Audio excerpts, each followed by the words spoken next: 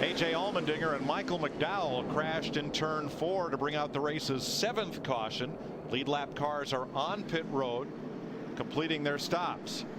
It's just no contest though with that 11 car. They're having solid stops. Mike Ford and that group, they have that last pit box leaving, and they've won every battle off pit road. Let's show you how the 7th caution flag of the night occurred. A.J. Allmendinger, the 84 car, Michael McDowell in the 00 car. Hard contact by both cars in the outside wall. Looked like there was a disagreement on space there. Ooh, looked like the 84 just really got in underneath the 00 way too hard. Couldn't stay off of him and wrecked them both. Now the deck lids are tethered by those straps so they don't fly off, and that's a good thing. Gives you wings. He's gonna need one. He's dragging that wing right now. He's gonna need to buy a wing. But it all comes back to the garage area where Allmendinger's car sits, and pit road is where McDowell has ended up. So let's recap what the leaders. Let's recap what everybody did under this caution flag, beginning with Dick Bergman. Well, Jeff Gordon came in the 6th position, picked up 1 spot on pit road, Mike. The car was loose in, tight in the middle, and loose out. They did have the wrench in the back window for the 2nd time in a row. Krista. Well, if you remember, Dick, on the last stop, Dale Jr. said his car was too loose. The adjustment fixed that. He said the free condition was fixed, but he still needed to turn better in the center, so they went with a track bar adjustment. Half a round, that's all they needed. Dale Jr. thinks he's going to be just fine. Matt? Mark Martin, who almost took home that win at Phoenix, his car, same car he had at Phoenix. He didn't want any adjustments the last stop. He feels like the track is starting to change a little bit. He was battling too free on exit. He feels like the track has changed. No changes for the 8. Steve? Well, Matt, Denny Hamlin says the car is turning really well in the center of the corner. He said, help my forward bite. Help me get a little bit off the corner. Now, how's this for precise? They took 0.3 of a pound of air out of that left rear tire. Wow. A lot of crowd in the Hamlin pits, including his folks, Big Denny and Mary Lou, his mom. I saw them coming down from the suite last night that Denny had rented for them. He won last night's race, and boy, that was an ecstatic bunch. And there's Big Denny watching his son lead all but 1 lap of this race so far. If you had hawked everything you had to get your son to where he is, you'd be sitting up on that pit box too, getting a return on your investment. Yeah, they all but went into bankruptcy to get Denny Hamlin's career really up and going. Ready for our clear to drive restart. Get clear, get back to feeling like yourself again. We will restart with 134 laps to go. That means 1 more pit stop in the offing and a lot of racing. Here we go. A little bit of an interesting situation. The 44 and the 55, Michael and the David there, they stayed out. They're on the tail end of the lead lap, trying to get it back to Hardway if they get a quick caution here. It'd have to be a real quick caution, I think. Whoops. Whoops, it didn't take but a half a lap. But now they will battle each other to be the first car a lap down to get the free pass should we get the caution flag out. They've got to battle each other and Dave Blaney. Yeah, Blaney's right there too. And David Reagan. Yikes. You ready? I'm ready. But what you got to do, grab those sound knobs and just twist them as far right. Let's crank it up.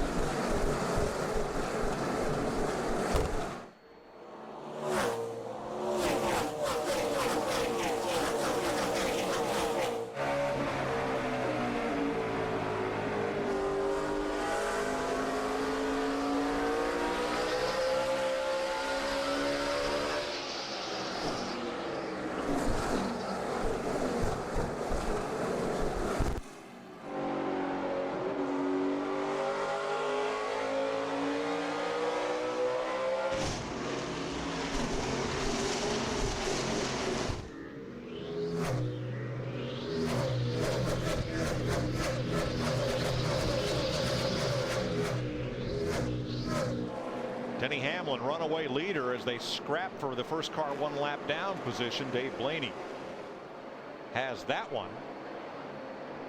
Then it's Mark Martin, Dale Jr. Clint Boyer in there. But Hamlin and Busch, once again, the class of the field.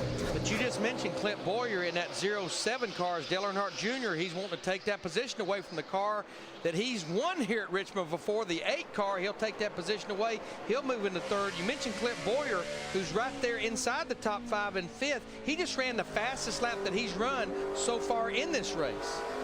Krista.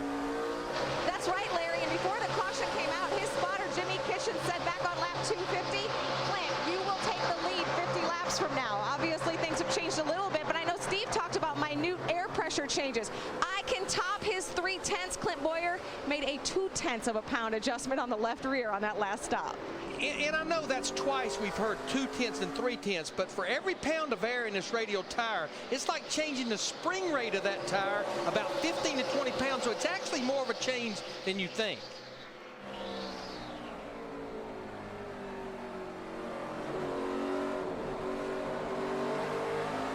Bump traffic's a little different here than it was last week at Talladega. Carl Edwards passing Jamie Mack for 14th place. Joe Nemechek right in there with them. And Robbie Gordon, they're both 3 laps down. Carl is just kind of fighting his way back. Had a little damage there. He put that bear bond on the left front. I think they got the car fixed up pretty good now. It looks like he's able to pass some guys. We need to mention Johnny Sauter and J.J. Yaley, the 70 and 96. They are now back out on the racetrack after being involved in that accident a while ago. Car that's been in the garage the longest, Matt Kenseth, has not yet returned. He's going to drop to 20th in the points. Jeff Gordon there racing with Kevin Harvick, and that's for 8th place. You know, you're talking about Matt Kenseth. I have kind of had a feeling he might be able to get himself back in the chase, but another bad night tonight, and now he's back to 20th. It's starting to look a little bleak for him.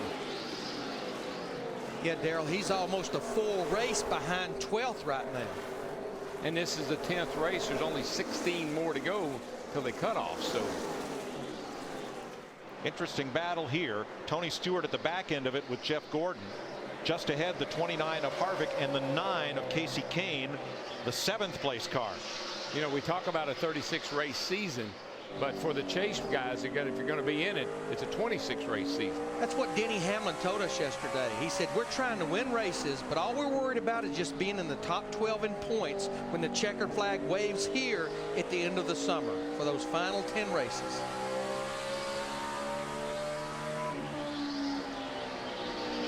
Well, I don't know.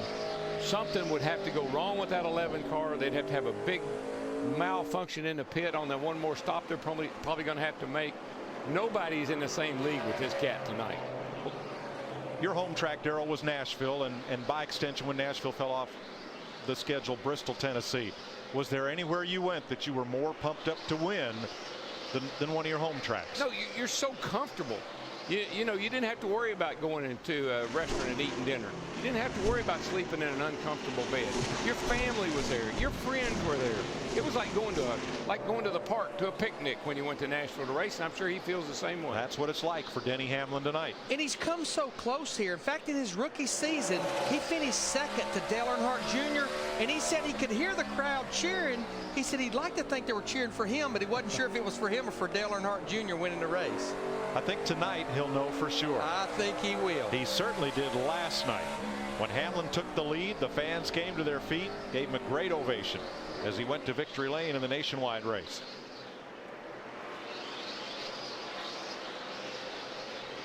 Well, Kevin Harvick has moved into 7th past Casey Kane. Here comes Kane right back after him.